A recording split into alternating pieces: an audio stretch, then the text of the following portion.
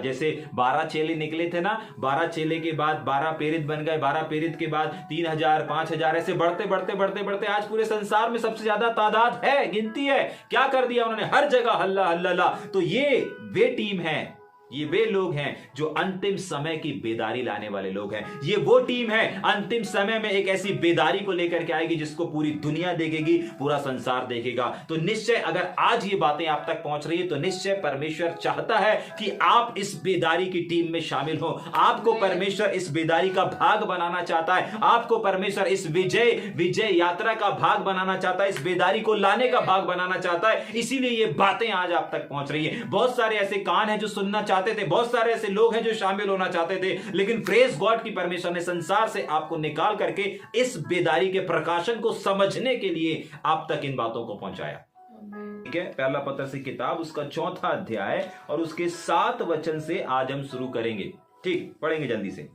पहला पत्र 4वां अध्याय उसका 7 वचन। हाँ, परमेश्वर के भले भंडारी। परमेश्वर के भले भंडारी। इससे पहले हमने बीते सप्ताह में इस बात को सीखा था कि परमेश्वर का जो धन होता है, परमेश्वर की जो दौलत होती है, वो सोना चांदी हीरे जवाहरात नहीं होते, परंतु बाइबल ऐसा बताती है, परमेश्वर का वचन हमको इस बात को सिखाता है कि परमेश्वर का जो धन होता है वो एक इंसान होता है।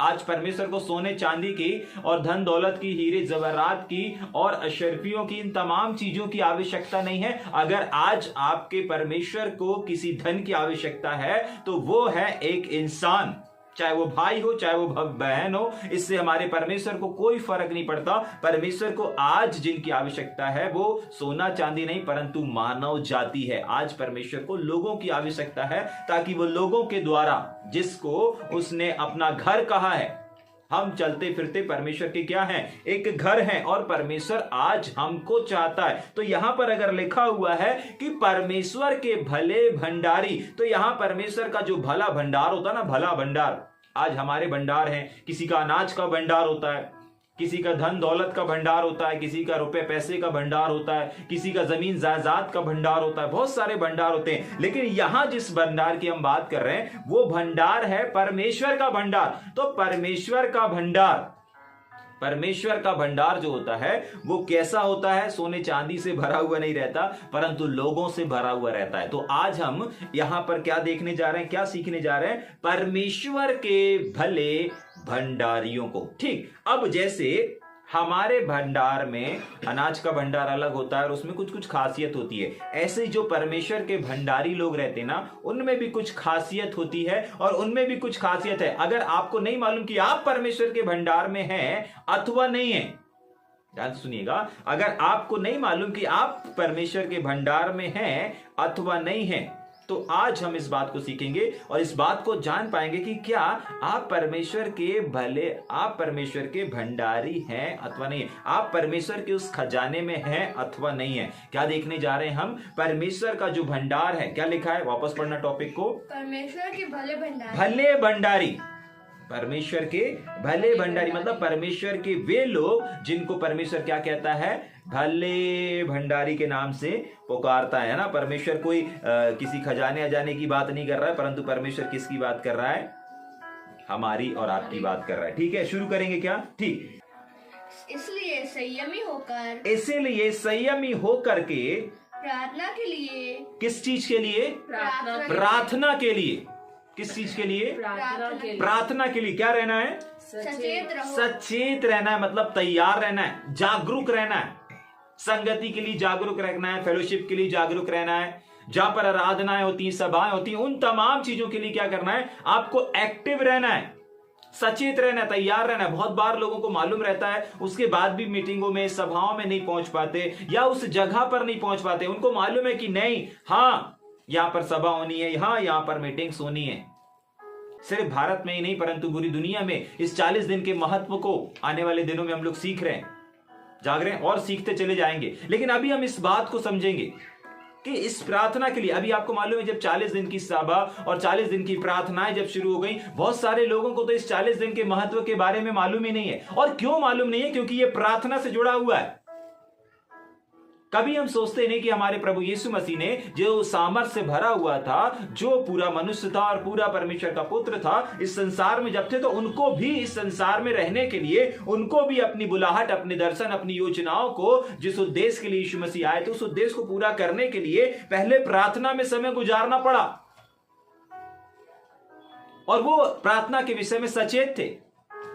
उन्होंने अपने सेवकाई में कदम रखने से पहले प्रार्थना में समय गुजारा।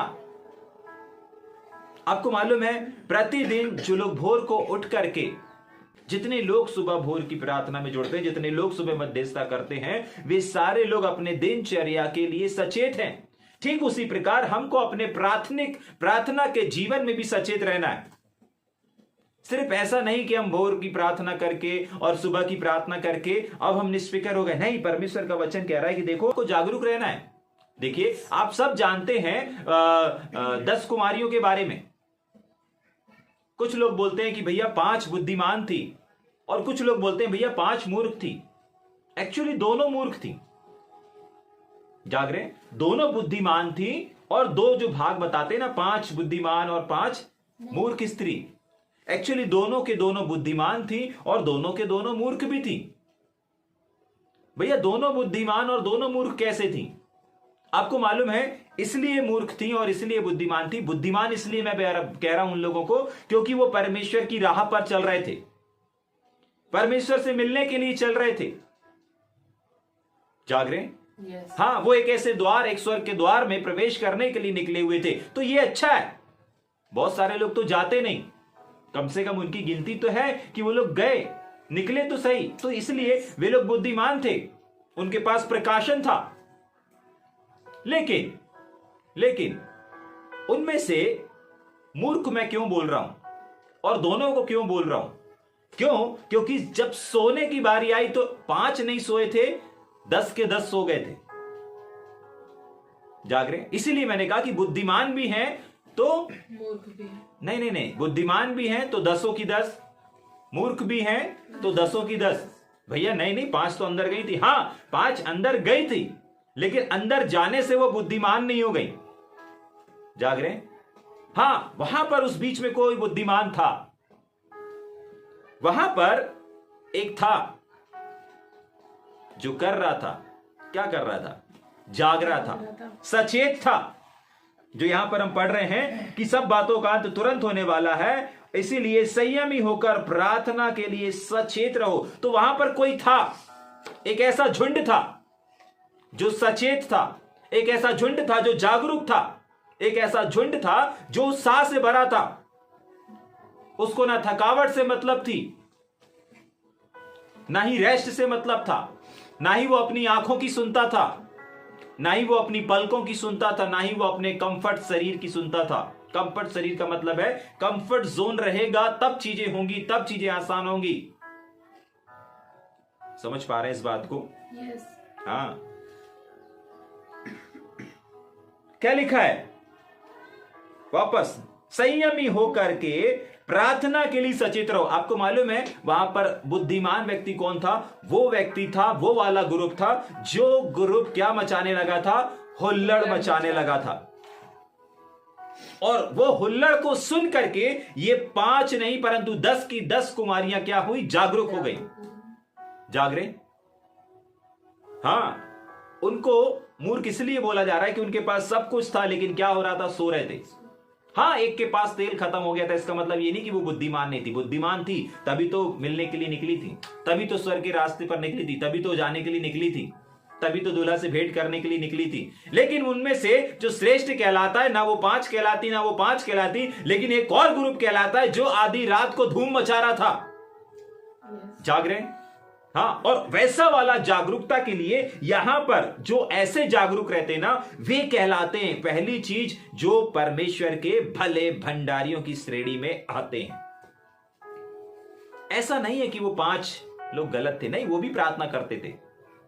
आप भी बोल सकते हैं भैया हम तो बराबर संडे जाकर के प्रार्थना करते हैं, हम तो बराबर भैया फैमिली के साथ प्रार्थना करते हैं, हम तो बराबर भैया अपने बच्चों को प्रार्थना कराते हैं। हाँ ठीक है, अच्छी चीजें कराना चाहिए, आप बुद्धिमान की श्रेणी में हैं, आप स्वर्ग के रास्ते पर हैं। लेकिन बहुत बार ऐसा सिचुएशन आता है, हम शरीर की सुन करके अपने देह के अंगों की सुन करके बहुत सारी चीजों से क्या हो जाते हैं, वंचित हो जाते हैं, उनकी सुन करके सो जाते हैं।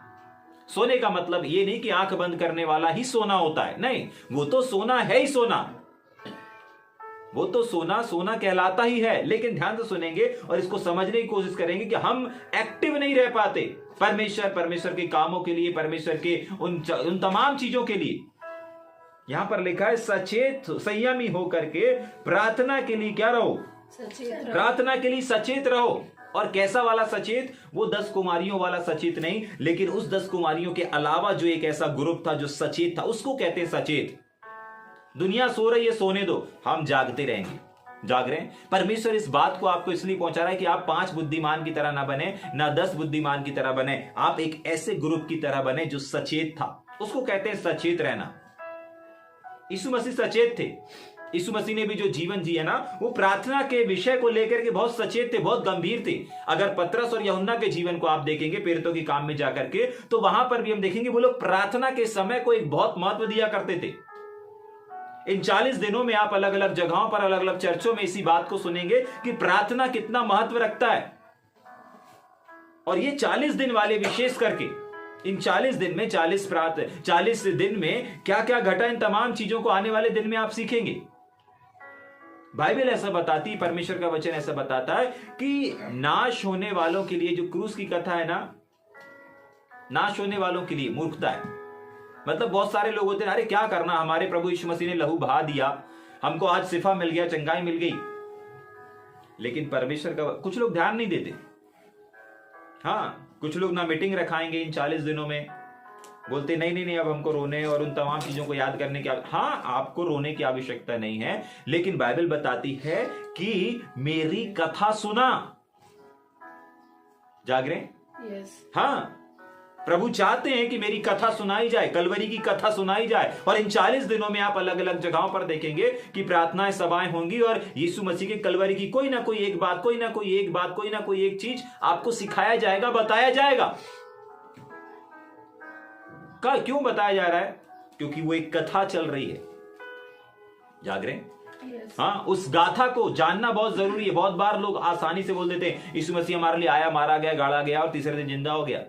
नहीं, कहानी इतनी आसानी से खत्म और इतनी आसानी से शुरू होकर ही खत्म नहीं हो जाती। बहुत कुछ है जो हमको यीशु मसीह की उस कलवरी क्रूस की यात्रा से सीखना और समझना बहुत जरूरी है। समझ में आ रहा है? वापस पढ़ के आगे चलेंगे जल्दी से।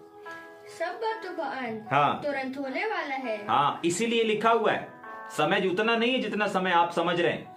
समय उतना नहीं बाकी है जितना समय आपको लग रहा है कि नहीं, अभी तो हमारे 50 साल बाकी है, अभी तो हमारे 40 साल बाकी है। नहीं, बाइबल ऐसा बताती है कि सब बातों का तुरंत होने वाला है, इसीलिए संयमी होकर के प्रार्थना के लिए सचेत रहो। याद रखिएगा, तैयार नहीं, तैयार तो आप हो जाएंगे, 5 कुमारी 10 कुमारी के समान तैयार हो जाएंगे। लेकिन सचेत का मतलब आज हमने देखा कि सचेत कैसे होते हैं। ठीक है, हमेशा एक्टिव रहने वालों को सचेत बोला जाता है। ठीक, 8वें वचन को पढ़ेंगे जल्दी से। सब में श्रेष्ठ, सबसे श्रेष्ठ बात यह है, हाँ, कि एक दूसरे से अधिक प्रेम रखो। क्या रखो? एक दूसरे से हाँ, अधिक प्रेम। प्रार्थना से भी बढ़कर, मतलब अभी प्रार्थना के लिए सचेत रहना है, लेकिन साथ ही साथ क्या लिखा है? सबसे श्रेष्ठ बात बाइबल बताती है 1 कुरिन्थी किताब में कि प्रेम सब बातों से श्रेष्ठ है। प्रेम सर्वसिद्ध कहा गया है प्रेम को, ठीक है कि नहीं? लेकिन यहां पर क्या कह रहा है? वापस पढ़े, प्रेम सब बातों में श्रेष्ठ बात यह है कि एक दूसरे से प्रेम रखो। नहीं, अच्छे से पढ़े। कैसा प्रेम रखो? अधिक प्रेम रखो। एग्जाम्पल के लिए, अगर मुझसे कोई 50% प्यार करता है तो मुझे 55% प्यार करना है। अगर कोई मुझसे 55% प्यार करता है तो मुझे 60% करना है। समझ पा रहा है? एक दूसरे से अधिक प्यार करना है। सोच करके देखें, इमेजिन करके देखें कि आपसे कौन कितना प्यार करता है। देखिए, आप जिसके साथ जितना समय गुजारते हैं वो चीजें दर्शाती हैं कि आप उनसे प्यार करते हैं। जाग रहे हैं? एक लड़का अगर किसी लड़की से प्यार करता है तो क्या करता है? उसके लिए चॉकलेट लेके आता है, उसको उपहार देता है, उसकी बात को मानता है। बाइबल बताती है कि अगर हम किसी की बात को मानते हैं तो हम उसी की बात मानते हैं जिससे हम प्यार करते हैं, है ना? हम अपने प्यार को उसकी बात को मानने के द्वारा प्रूफ करते हैं, साबित करते हैं। और बहुत सारे ऐसे तरीके हैं जिनके द्वारा हम अपने प्रेम को क्या करते हैं, प्रकट करते हैं, भलाई करके प्रकट करते हैं। यीशु मसीह ने अपने वचन में कहा कि देखो, परमेश्वर ने अपने प्रेम को इस प्रकार प्रकट किया कि जब हम पापी थे तब उसने हमें बचाया। हमारे लिए कुछ, किसी के लिए कुछ करना, जाग रहे हैं, अपने प्रेम को प्रकट करना होता है। ठीक है, तो इमेजिन करें, इमेजिन नहीं करें, याद करें कि आपसे कौन कितना प्यार करता है।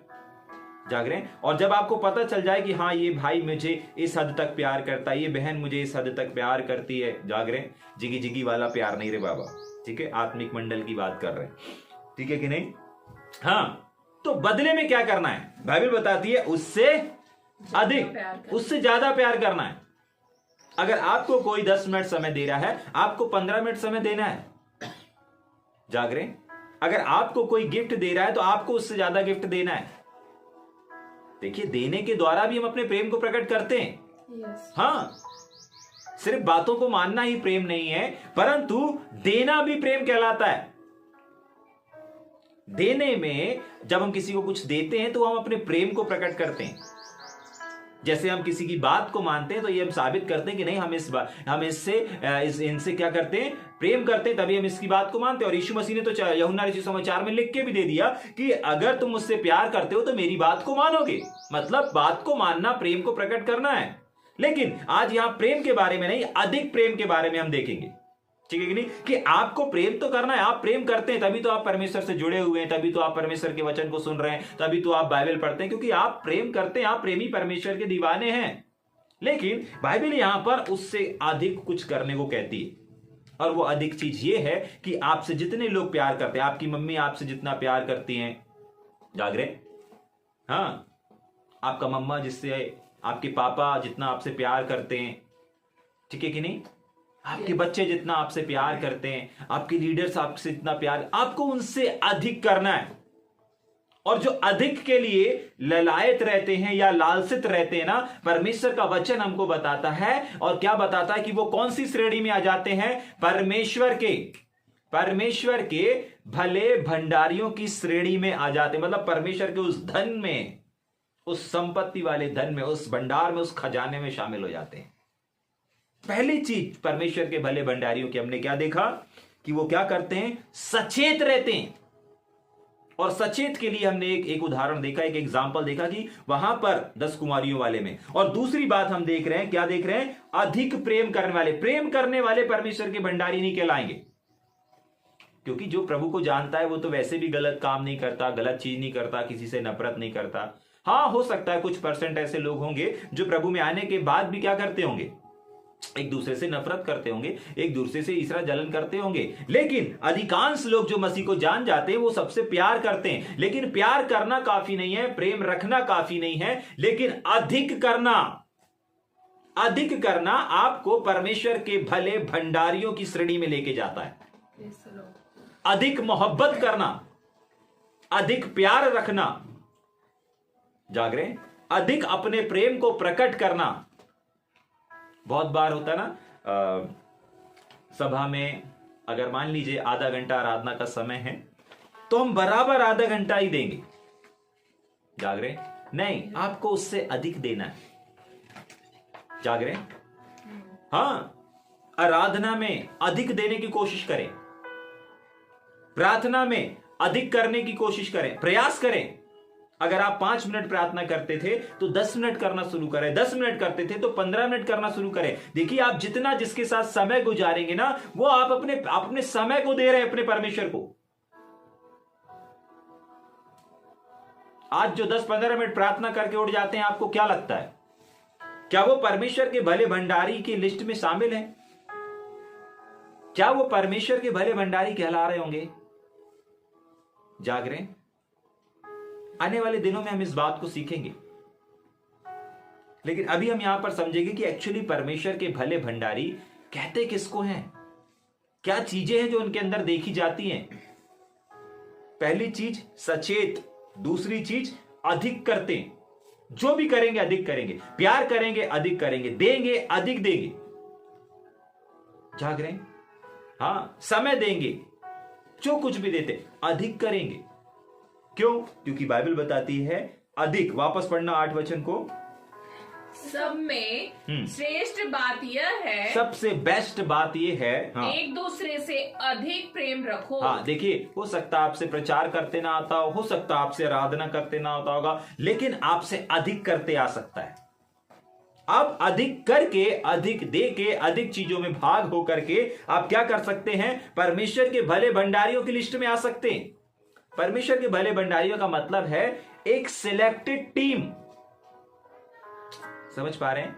जैसे एग्जाम्पल के लिए हमारे इंडियन क्रिकेट में है ना, इंडियन क्रिकेट जगत में बहुत सारे ऐसे अपने इंडियन खिलाड़ी हैं जो बहुत पावरफुल है, अच्छे एक से एक बॉलर हैं, अच्छे एक से एक बैट्समैन हैं, अच्छे एक से एक फील्डर हैं, अच्छे एक से एक सिक्स मारने वाले हैं, अच्छे एक से एक विकेट कीपर हैं। लेकिन इन सारे अच्छों में से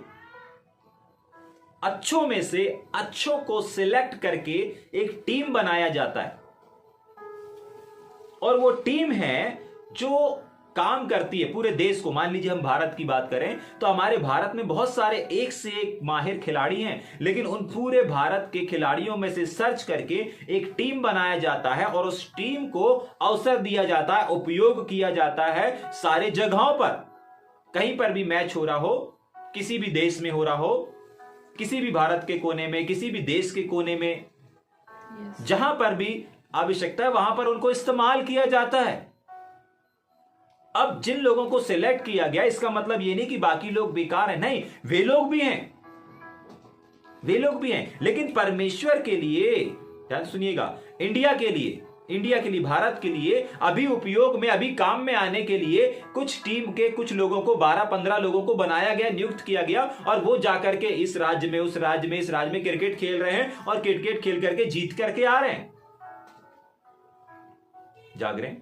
कुछ ऐसा ही टीम सर्कल यहां पर दिया गया है और यहां पर बताया गया है कि परमेश्वर के भले कामों के लिए भले भंडारियों की लिस्ट में कौन कौन से लोग हैं। और आज अगर हम इस बात को देख रहे हैं और सीख रहे हैं तो हम इस बात को समझेंगे और सीख रहे हैं कि हम परमेश्वर के भले भंडारियों में हैं अथवा नहीं है। या फिर हम ऐसा कह सकते हैं, क्या परमेश्वर की सिलेक्टेड टीम में जो राज्य में इस्तेमाल होने जा रही है, एक जगह से दूसरी जगह जाने के लिए तैयार है, क्या उस टीम में मेरा और आपका नाम है अथवा नहीं है?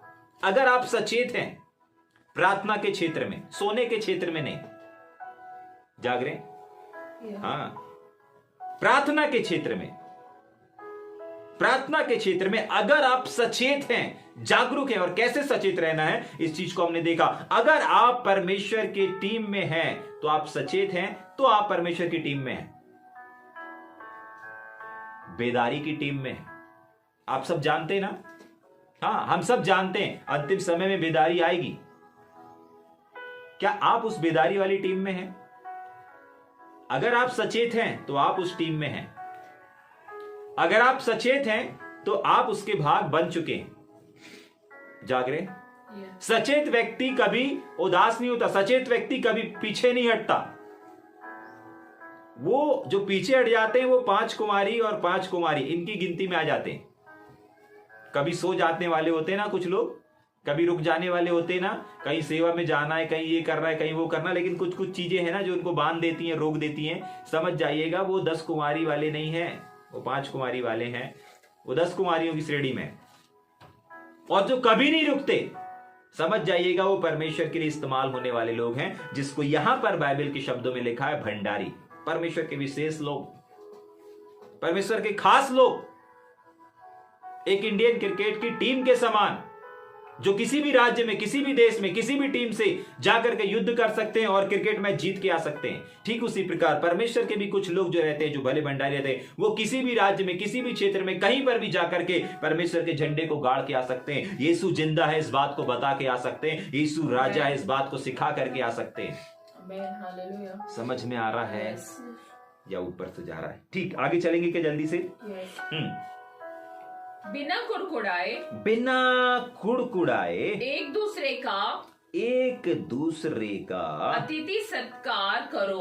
हाँ, क्या लिखा हुआ है? बिना कुड़कुड़ाए एक दूसरे का अतिथि सत्कार करो। एक दूसरे का अतिथि सत्कार करो। ये अतिथि सत्कार हम सब करते हैं, जाग रहे हैं? हाँ, जब उत्तर प्रदेश में आप जाएंगे, उत्तर प्रदेश में आपका सत्कार चाय से नहीं होगा, पानी से नहीं होगा, लेकिन पानी और मिठाई से होगा। वहां का कल्चर है। आप अगर उत्तर प्रदेश में जाएंगे तो वहां पर सबसे पहले आपके सामने मीठा रख दिया जाएगा, जाग रहे हैं?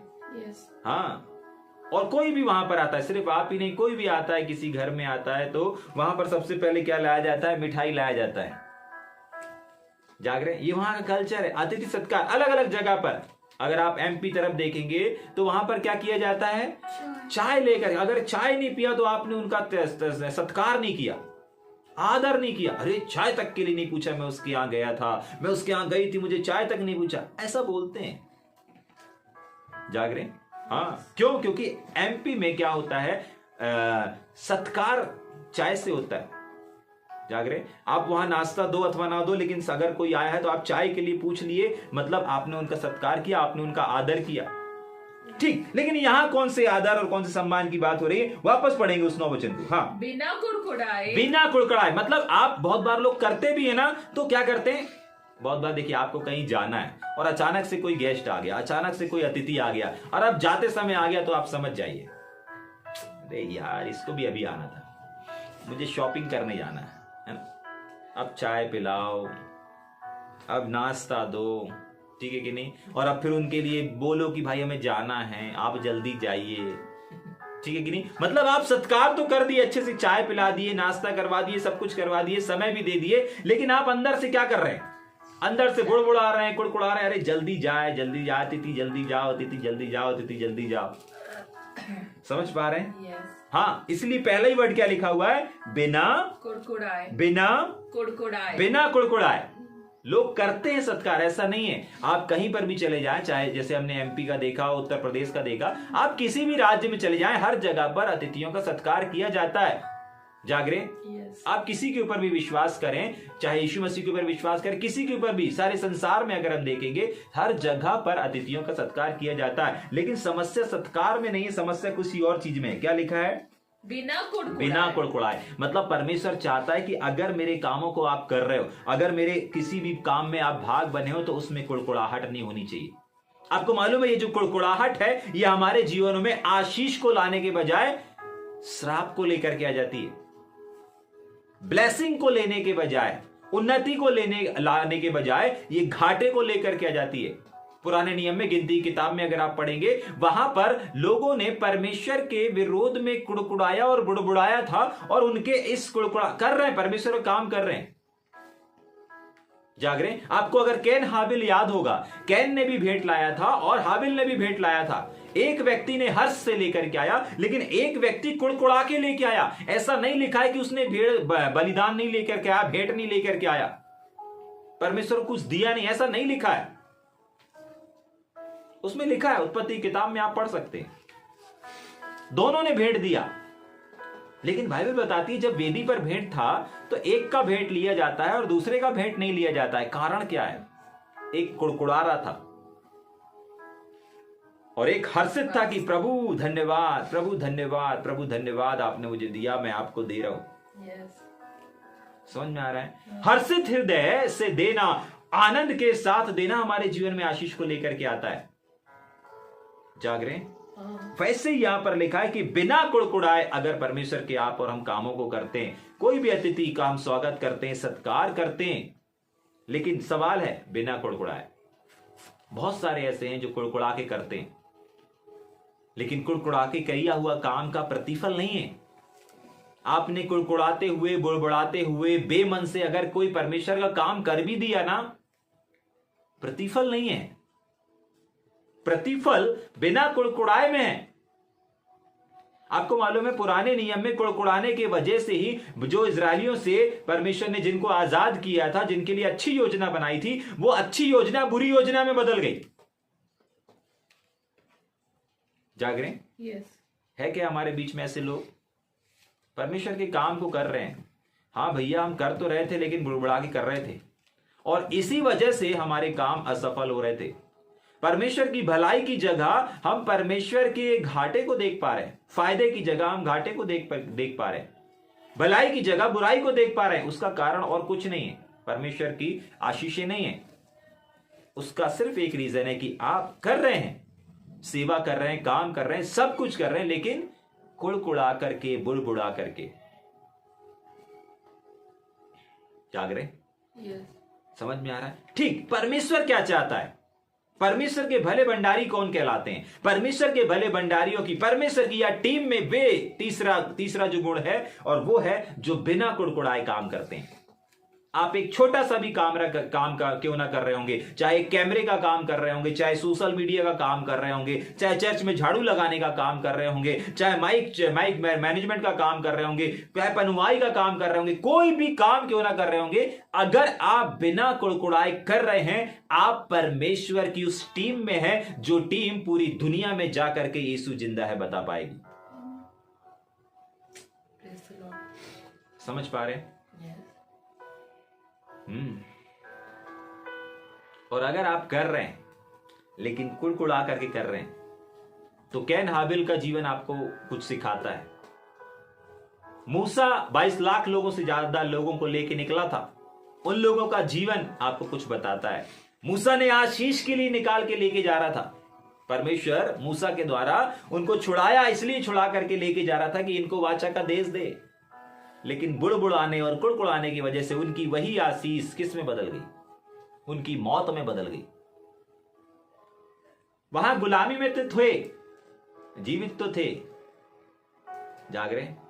हाँ, सावधान, ये इतना डेंजरर है बुड़बुड़ाना। आप करें, परमेश्वर के काम को करें, परमेश्वर की भलाई को करें, परमेश्वर के छोटे बड़े कामों में शामिल हों, लेकिन बिना कुड़कुड़ाहट के हों, हर्षित हृदय से हो, आनंदित हृदय से हो।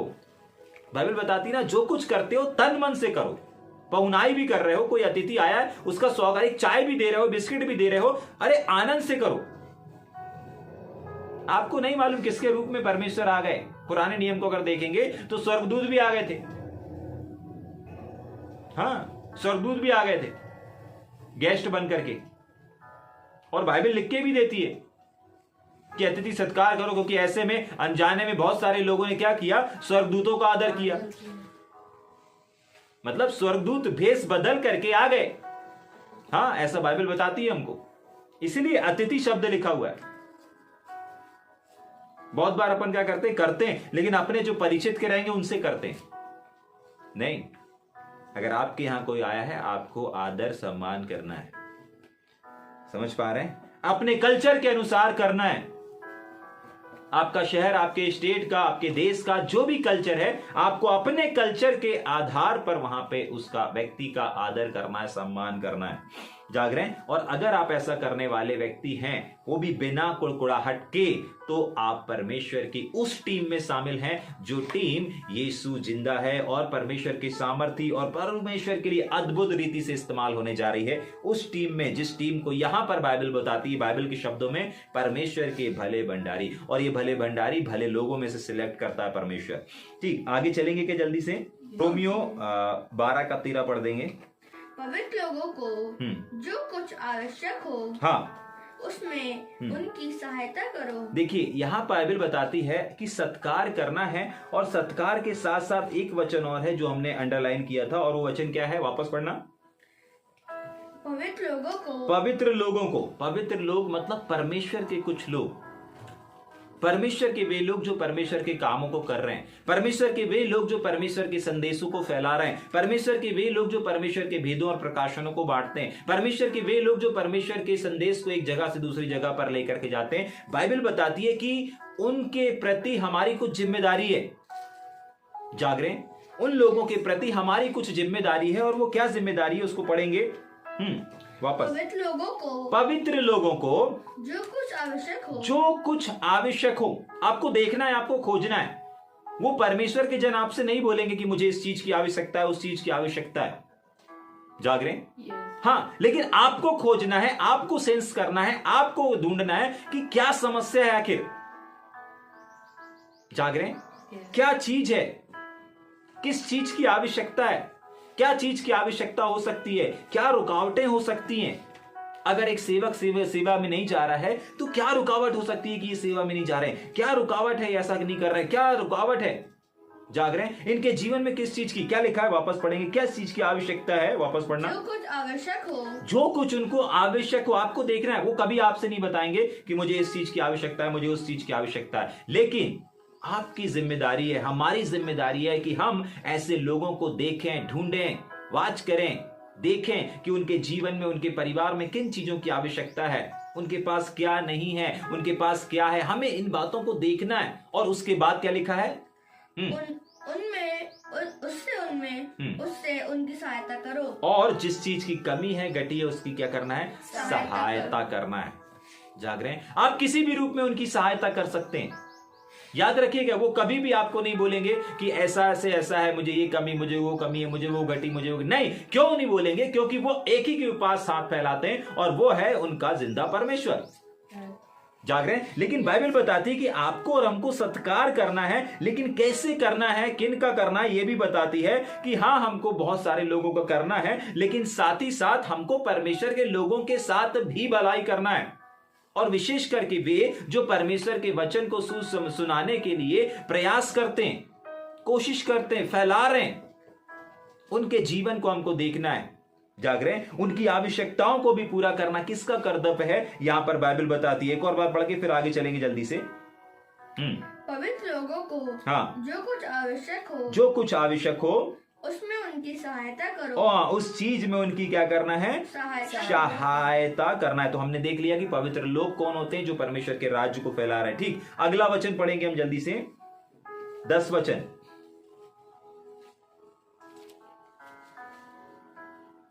भाईचारे के प्रेम से। हाँ, पहला हमने क्या देखा, अगर आप सचेत हैं तो आप परमेश्वर की उस टीम में हैं। दूसरा हमने क्या देखा, अगर आप अधिक प्रेम करने वाले हैं तो आप परमेश्वर की किस में हैं, परमेश्वर की टीम में, यानी कि भले भंडारियों में। तीसरी चीज हमने क्या देखी, तीसरी चीज हमने कुछ कर रहे बिना कुड़कुड़ाए अगर कर रहे हैं तो क्या है, वो भले भंडारी के रूप है। बिना कुड़कुड़ाए अगर आप कर रहे हैं तो आप परमेश्वर की टीम में हैं। चौथी चीज हम देखने जा रहे हैं ना, और वो क्या देखा हमने, पढ़ेंगे 10 वचन को जल्दी से। भाईचारे के प्रेम से हाँ, एक दूसरे से स्नेह रखो। 10 वचन को पढ़ रहे हैं। रोमियो 12 का 10। पहला पत्रस में है ना, हम मैं पढ़ देता हूं ना। पहला पत्रस की किताब, उसका 4वां अध्याय और उसके 10 वचन को हमने कुड़कुड़ाने के आगे हम जा रहे हैं, और कुड़कुड़ाने के आगे वाला वचन लिखा है 10 वचन, और 10 वचन में ऐसा लिखा है, जिसको जो वरदान मिला है वह उसे परमेश्वर के नाना प्रकार के अनुग्रह के भले भंडारियों की नाई एक दूसरे की सेवा में लगाएं। ठीक है, और इसको समझने के लिए हमने एक वचन पढ़ा भी, और जो हमने पढ़ा उसका 12 का 13 वचन में कि एक दूसरे की सहायता में लगाएं। आपको जो भी दान परमेश्वर ने दिया, जो भी वरदान परमेश्वर ने आपको दिया, अगर मान लीजिए मुझे शिक्षा सिखाने का वरदान दिया है, अगर मुझे टीचिंग का वरदान दिया, अगर मुझे भविष्यवाणी का वरदान दिया, अगर मुझे प्रेरिताई का वरदान दिया, अगर मुझे हीलिंग का वरदान दिया, अगर मुझे अनोखे काम का वरदान दिया, तो इन वरदानों का मुझे करना क्या है? क्या मैं इन वरदानों को अपने लिए इस्तेमाल करते रहूं? नहीं, बाइबल बताती है जिसको जो वरदान मिला है वो उसको किसके लिए लगाए। वापस पढ़ेंगे उसमें, उसे परमेश्वर के नाना प्रकार के अनुग्रह के भले भंडारियों के समान। किसके समान? भले भंडारियों के समान। भले भंडारी मतलब परमेश्वर की टीम के समान। एक दूसरे, हाँ, जो परमेश्वर की टीम में रहते हैं ना, वो क्या करते हैं, अपनी चीजों को एक दूसरे की सेवा में लगाते हैं, अपने वरदान को एक दूसरे के साथ क्या करते हैं, बांटते हैं, एक दूसरे की सेवा में लगाते हैं। जाग रहे हैं। आपको मालूम है प्रेरितों के काम में ऐसा लिखा हुआ है, प्रेरितों के काम उसका 2 अध्याय और उसका 46 वचन को अगर हम पढ़ेंगे, 45-46 वचन को अगर हम पढ़ते हैं तो वहां पर ऐसा लिखा है कि जो परमेश्वर की टीम में जो लोग रहते हैं ना, प्रेरितों के काम में जो लोग पाए जाते हैं, वो लोगों की खासियत थी कि वो लोगों की जो चीजें थी, वो लोगों की जो वस्तुएं थी, वो सब साझे में थी। उनमें से कोई भी चीजें अपनी नहीं कहता था। yes. समझ पा रहे हैं? हाँ। हाँ, तो यहां पर ये वही है कि परमेश्वर के जो भले भंडारी होते हैं ना, वो क्या करते हैं, अपनी चीजों को, अपनी वस्तुओं को एक दूसरे की सेवा में लगाते हैं। जैसे जो वरदान जिसके पास है उसको क्या करना है, आपको बांटना है। किस चीज के लिए? हर एक वरदान जो आपको दिया गया है, हर एक वो चीज जो आपको दी गई है, वो दूसरों की सेवा, दूसरों की उन्नति के लिए दिया गया है। जाग रहे हैं? समझ में आ रहा है? एक वचन और पढ़ेंगे क्या? फिलिपियों 4:14, जल्दी से पढ़ें। हाँ, फिलिपियों 4:14 वचन। जी। तो भी तुमने भला किया, तुमने अच्छा किया कि मेरे क्लेश में मेरे सहभागी हुए। क्या फिलिपियों 4:14 बताता है? कौन सी वाली सेवा? क्लेश में भी साथ में खड़े रहना। किस क्षेत्र में साथ में खड़े रहना? क्लेश में भी साथ में खड़े रहना। ये भी क्या है? एक सेवकाई का भाग है। अगर एक व्यक्ति दुख है, बहुत बार ऐसा होता है ना, हमारे आसपास में अगर कुछ दुर्घटना हो जाती है, गली मोहल्ले में ऐसी चीजें हो जाती है, तो अपन जाकर के उनका दुख बांटने के लिए क्या करते हैं? उनको तसल्ली देते हैं। तसल्ली देते हैं ना, जाकर के, अरे चिंता नहीं करो। अगर किसी का एक्सीडेंट हो गया, अपन जाकर के बोलते नहीं नहीं नहीं बिल्कुल चिंता नहीं करिए, अरे भर जाएगा, घाव भर जाएगा, लड़के की जान बच गई, ये हो गया। बहुत सारे ऐसे जो हमारे आसपास दुर्घटनाएं होती हैं, आपने देखा होगा कि लोग जाकर के तसल्ली देते हैं। जाग रहे हैं? हाँ, याद रखिए, आपके शादी में, आपके पार्टी में, आपके रिसेप्शन में कितने लोग आए थे, कौन कौन आया था, ये कोई याद नहीं रखता। लेकिन आप जब अस्पताल में थे, आपका जब एक्सीडेंट हुआ था, जब आपके दुख का समय चल रहा था, तकलीफ का समय चल रहा था, उस समय कौन कौन आया था अस्पताल मिलने के लिए, वो आपको हमेशा याद रहेगा। जाग रहे हैं? हाँ, पार्टी शादी में तो, रिसेप्शन में बहुत सारे आते हैं, खा पी के और गिफ्ट दे करके निकल जाते हैं। बहुत बार हमको याद रहता है और बहुत बार याद नहीं रहता। लेकिन एक इंसान उस व्यक्ति को कभी नहीं भूलता जो व्यक्ति एक व्यक्ति के दुख में, क्लेश में खड़ा रहता है। यहां पर वही बताया जा रहा है कि तुम लोगों ने ना मेरा साथ तो दिया, ठीक है, अपने वरदानों को मेरे साथ इस्तेमाल तो किया, लेकिन सबसे मुख्य बात यह थी कि तुम मेरे दुख में भी खड़े थे। जाग रहे? वो ये नहीं बता रहा कि अच्छे टाइम पे अपन सेवा कर रहे थे, साथ में ऐसा हो रहा था, वैसा हो रहा था। वो प्रकट इस बात को कर रहा है कि नहीं, दुख में तुम साथ में थे। जाग रहे? हाँ, दुख के समय जो खड़ा रहता है ना, जाग रहे, उसको लोग कभी नहीं भूलते। जाग रहे?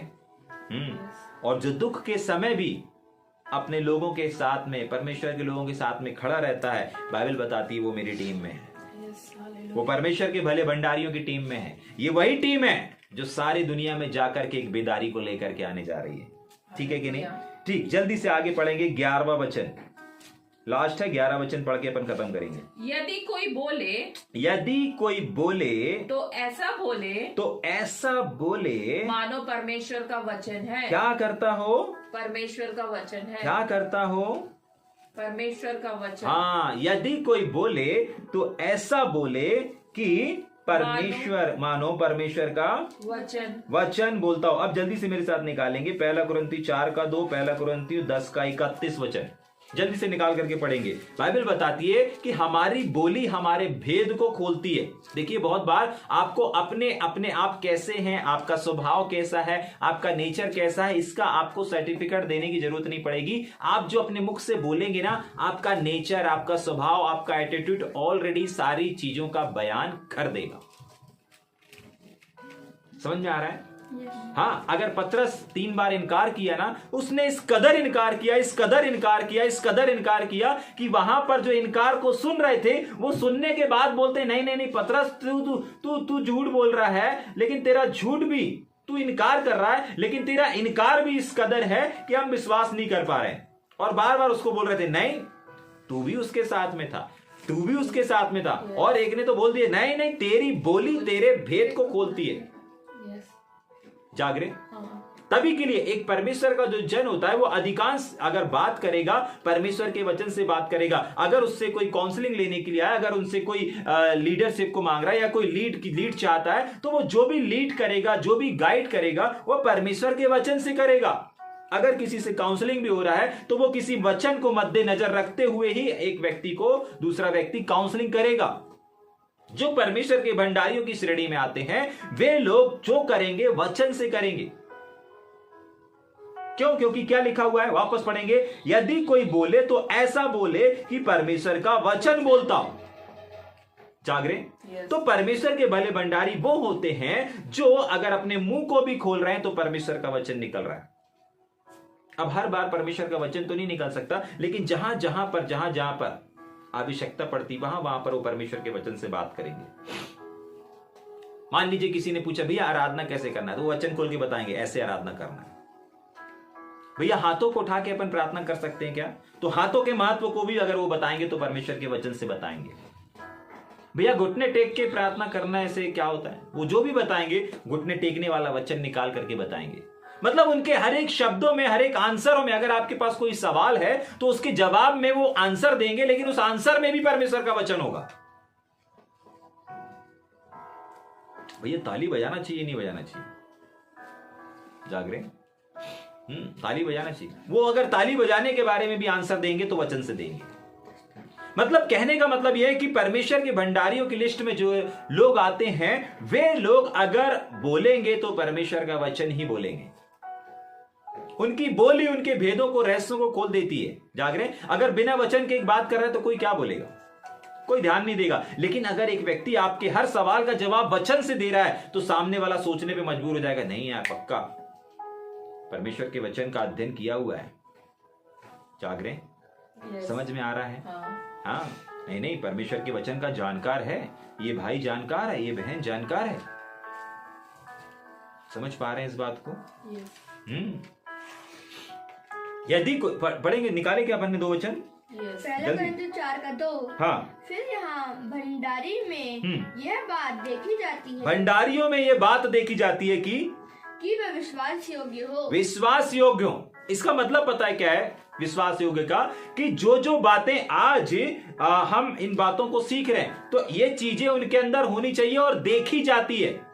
जैसे इंडियन क्रिकेट टीम का हमने उदाहरण देखा, हमने कहा कि सारे प्लेयर इंडियन के जो सिलेक्टर हैं बहुत अच्छे हैं, लेकिन उन बहुत अच्छों को भी चेक किया जाता है, ठोका जाता है, बजाया जाता है, प्रैक्टिस कराई जाती है, ये किया जाता है, वो किया जाता है, उसके बाद सिलेक्ट किया जाता है। और ऐसे ही हमने तीमुथियुस की पत्री में भी देखा था कि जब एक लीडर एक सेवक को तैयार करता है तो सेवकाई उनको सौंपने से पहले उनको परखे। कोई जिम्मेदारी दे रहे हैं तो जिम्मेदारी देने से पहले परखें। जागरे? जिम्मेदारी देने से परखें, पहले परखें। वैसे ही यहां पर लिखा है भंडारीपन में यह बात देखी जाती है। मतलब भंडारी मतलब परमेश्वर के भंडार में, परमेश्वर की टीम में लाने से भी पहले लोगों को चेक किया जाता है। कैसे चेक करेंगे? क्रिकेटर में कौन फॉर्म में कौन फॉर्म में नहीं है, कैसे चेक किया जाता है? अगर एक बॉलर है और अगर उसको प्रैक्टिस कराई जा रही है तो उसको विकेट उड़ाने हैं। अगर एक बैट्समैन है उसको टीम में सिलेक्ट होना है तो उसको रन बनाने हैं। अगर एक फील्डर है अगर उसको कैच लेने, रन रोकने, कीपर है कीपरिंग करना है, अपने योगदान को परफेक्ट अपना 100% देना है, तब जाकर के उसका सिलेक्शन हो पाएगा। ठीक ऐसे ही भंडारी वाली टीम में आने के लिए भी, परमेश्वर के भले लोगों की टीम में आने के लिए भी, बेदारी में भी आपको आने के लिए भी क्या करना पड़ेगा? चेक करना पड़ता है। चेक किया जाता है कि विश्वास योग्य हैं। क्या लिखा है पूरे फिर से पढ़ेंगे उसको। फिर यहाँ हाँ, भंडारियों में भी यह बात देखी जाती है। मतलब भंडारियों को भी चेक किया जाता है। और याद रखिएगा जो इस लिस्ट में नहीं है ना वो बेदारी में नहीं है। हाँ, सुन लीजिएगा। अगर ये बातें जो आज हमको परमेश्वर का आत्मा सिखा रहा है, अगर हमारा नाम इसमें नहीं है, इस वाली टीम में नहीं है, जागरे, हम बेदारी में नहीं है। अगर हम सचेत नहीं है, हम बेदारी में नहीं है। अगर हम अधिक प्रेम करने वाले नहीं है, हम बेदारी में नहीं है। समझ में आ रहा है? हाँ। क्या देखी जाती? वापस पढ़ेंगे। फिर यहाँ भंडारियों में यह बात देखी जाती है जी कि वह विश्वास योग्य हो, कि वह विश्वास योग्य हो। किन क्षेत्रों में, किन बातों में, वो वचन भी पढ़ेंगे जो एक और वचन हमने निकलवाया था। 10:31। हाँ जल्दी 10:31 भी पढ़े। इसलिए तुम चाहे खाओ, इसलिए तुम चाहे खाओ, चाहे पियो, जो भी कुछ करो, जो कुछ भी करो महिमा के लिए करो, परमेश्वर की महिमा के लिए किसके लिए करो? परमेश्वर की महिमा के लिए, परमेश्वर की महिमा के लिए करो। याद रखिएगा, अब हम जब सेवकाई में कदम रखते हैं तो हमारा सब कुछ किसके लिए होना चाहिए? परमेश्वर की महिमा के लिए। हमारे अपने लिए कुछ नहीं होना चाहिए। बहुत बार क्या होता है ना, हम अपने नाम, अपने यश, अपने फेम और अपने लिए, अपने चर्च के लिए, अपने कलीसियाओं के लिए, अपने दरबार, बहुत बार हम अपना करने लगते हैं, मैं करने लगते हैं। लेकिन बाइबल बताती है कि आप जो कुछ भी करो, जिस भी काम को करो, जिस भी चीज को करो, किसके लिए करो? परमेश्वर की महिमा। मतलब आपके हर एक छोटे काम से, आपके हर एक बड़े काम से, आपके एक छोटे पहुनाई वाले काम से, आपके एक बड़े मंच में खड़े होकर प्रचार करने वाले काम से, जिस भी काम को आप करते हैं उस काम से आपको नहीं लेकिन आपके परमेश्वर को महिमा मिलना चाहिए। अगर आपके काम, अगर आपकी सेवा, अगर आपकी स्तुति, अगर आपकी आराधना, अगर आपके प्रचार, अगर आपके चंगाई छुटकारे, अगर आपकी भविष्यवाणी की सभा, अगर आपके जो भी सेवा है, जो भी वरदान है, अगर उन चीजों से परमेश्वर को महिमा मिल रही है, निश्चय आप बेदारी की लिस्ट में हैं। निश्चय आपका नाम बेदारी की लिस्ट में है, शामिल है। समझ पा रहे हैं? अगर परमेश्वर की महिमा हो रही है तो सोचें, विचार करें। सिर्फ ज्ञान ना बढ़ाएं।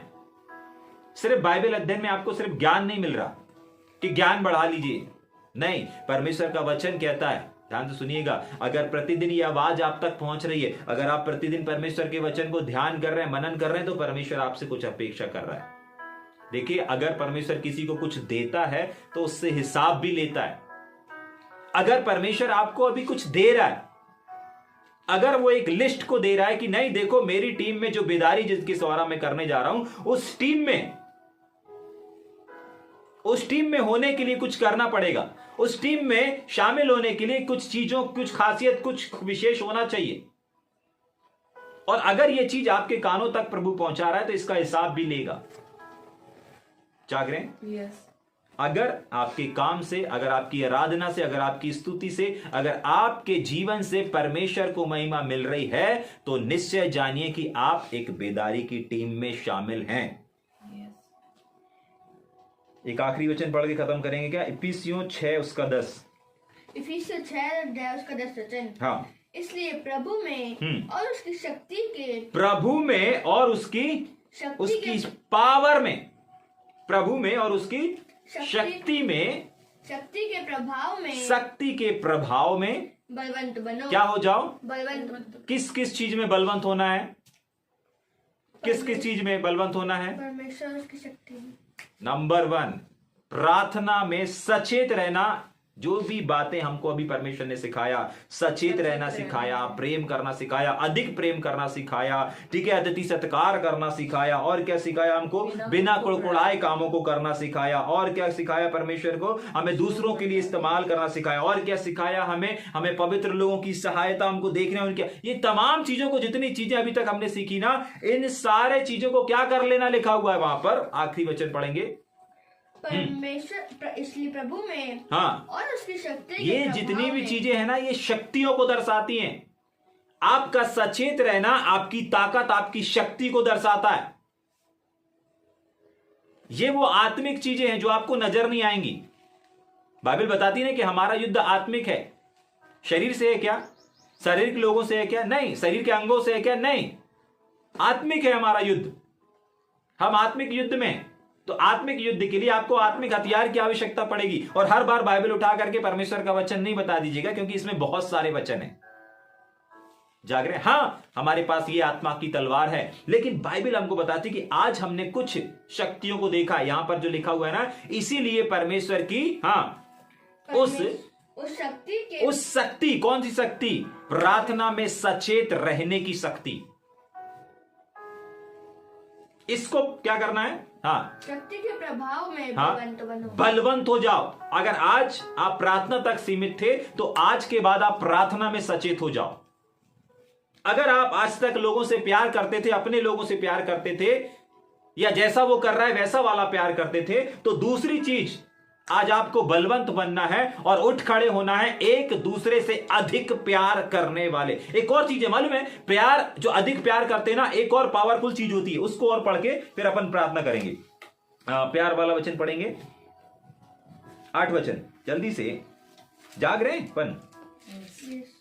मैं पढ़ देता हूं। और सब में श्रेष्ठ बात यह है कि एक दूसरे से अधिक, तो हमने अधिक को देखा था कि अधिक प्यार, लेकिन अधिक प्यार एक और चीज को करता है, उसी के नीचे लिखा हुआ है क्यों करना है अधिक। क्योंकि ये जो अधिक प्रेम है ना, ये अधिक प्रेम अनेक पापों को ढांप देता है। किसके? सामने वाले के नहीं रे बाबा, आपके खुद के। क्या कर देता है? हमने अगर कोई जाने अनजाने गलती करी है ना, लेकिन अगर हम किसी भाई से, किसी बहन से अधिक प्रेम करेंगे ना, अधिक उसको दें, और कैसे प्रेम करते हैं हमने इस चीज को देखा, लेकिन अगर अधिक करते ना तो हमारी गलती, गुनाह, पापों पर पर्दा डाल दिया जाता है, ढांप दिया जाता है। कौन ढांपता है? आप जो प्रेम कर रहे हैं वही प्रेम आपके पापों को ढांप देता है, आपकी गलतियों को ढांप देता है। आपने जो जान करके किया, अनजाने में किया, हो गया आपसे मूर्खता का काम, लेकिन आपका प्रेम अधिक करना उन गलतियों, उन पापों को ढांप देता है, बंद कर देता है, तबाह कर देता है, समाप्त कर देता है। बाइबल बताती है पाप की मजदूरी मृत्यु है, लेकिन प्रेम उसको क्या कर देता है? ढांप देता है। अगर सोच करके देखें, अगर ढांपा नहीं जाएगा तो क्या लिखा है बाइबल में पाप के लिए? पाप की मजदूरी क्या है? मृत्यु है।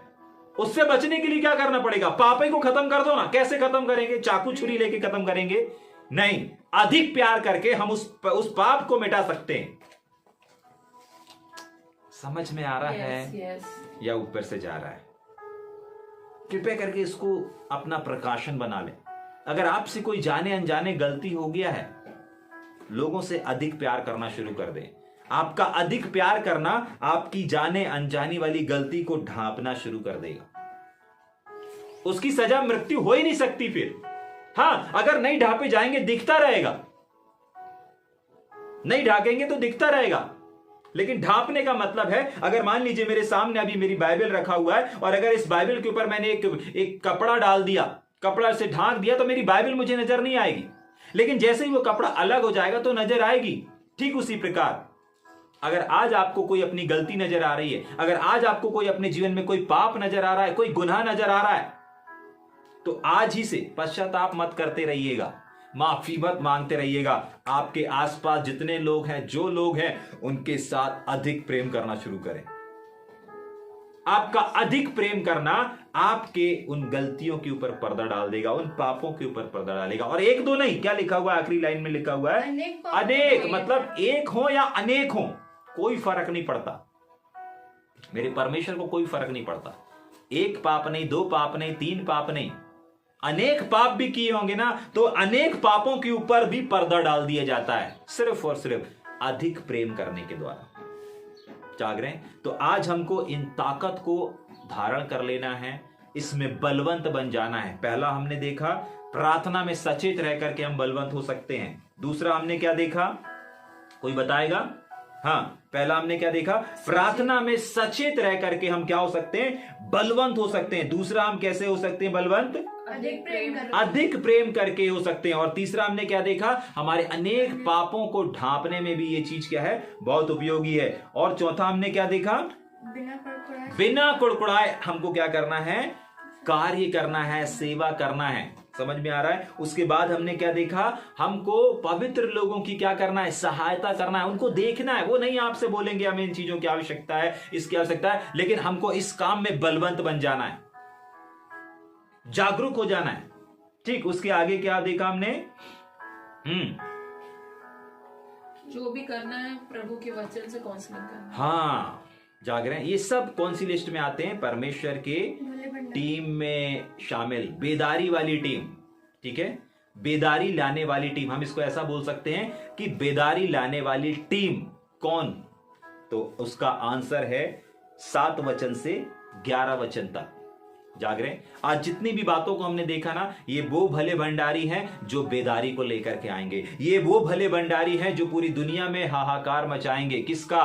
प्रभु यीशु मसीह का। जैसे 12 चेले निकले थे ना, 12 चेले के बाद 12 प्रेरित बन गए, 12 प्रेरित के बाद 3000, 5000, ऐसे बढ़ते बढ़ते बढ़ते बढ़ते आज पूरे संसार में सबसे ज्यादा तादाद है, गिनती है। क्या कर दिया उन्होंने? हर जगह हल्ला हल्ला हल्ला। तो ये वे टीम है, ये वे लोग हैं जो अंतिम समय की बेदारी लाने वाले लोग हैं। ये वो टीम है अंतिम समय में एक ऐसी बेदारी को लेकर के आएगी जिसको पूरी दुनिया देखेगी, पूरा संसार देखेगा। तो निश्चय अगर आज ये बातें आप तक पहुंच रही है तो निश्चय परमेश्वर चाहता है कि आप इस बेदारी की टीम में शामिल हो। आपको परमेश्वर इस बेदारी का भाग बनाना चाहता है। आपको परमेश्वर इस विजय यात्रा का भाग बनाना चाहता है, इस बेदारी को लाने का भाग बनाना चाहता है। इसीलिए ये बातें आज आप तक पहुंच रही है। बहुत सारे ऐसे कान हैं जो सुनना चाहते थे, बहुत सारे ऐसे लोग हैं जो शामिल होना चाहते थे, लेकिन प्रेज गॉड की परमेश्वर ने संसार से आपको निकाल करके इस बेदारी के प्रकाशन को समझने के लिए आप तक इन बातों को पहुंचाया।